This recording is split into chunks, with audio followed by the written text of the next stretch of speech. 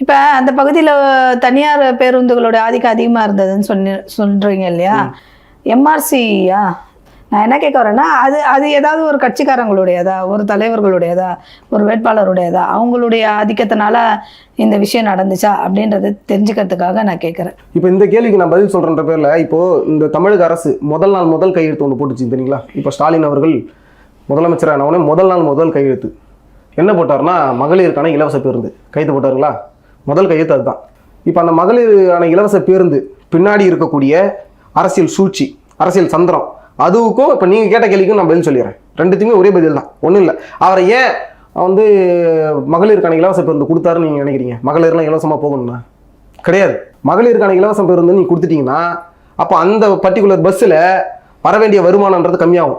ஏற்கனவே போக்குவரத்து துறை வந்து ஊழலில் போயிட்டு இன்னுமே வந்து லட்சக்கணக்கில் வந்து வெறும் வட்டி மட்டும் கட்டிட்டு இருக்காங்க போக்குவரத்து துறையில். அப்போ மேற்கொண்டு இழப்பீட கணக்கு காட்டி தனியார் பேருந்துகளுக்கு அனுமதி கொடுப்பாங்க. நீங்கள் வந்து பாருங்கள், இந்த ஸ்டாலின் ஆட்சிக்கு முன்னாடி, அதாவது இந்த மகளிருக்கான இலவச பேருந்துக்கு முன்னாடி நம்ம சென்னை மாநகரத்தில் தனியார் பேருந்து இருந்ததா? கிடையாது. இப்போ அந்த வருவாய் வந்து கம்மியாயிடுச்சு, வருமானம் வரல, போக்குவரத்து துறையில் வந்து நஷ்டம் போயிடுச்சு. அதனால என்ன பண்ணுறோம்னா அந்த வழித்தடத்தை தனியார்களுக்கு தாரை வாத்துட்டாங்க. இன்னைக்கு வந்து பிரைவேட் பஸ் போகுது நம்மளுடைய மாநகரத்தில்.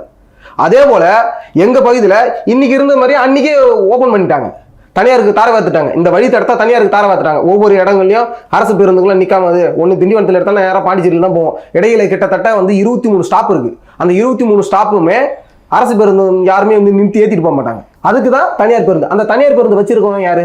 திமுக அதிமுக சேர்ந்தவர்கள் தான்.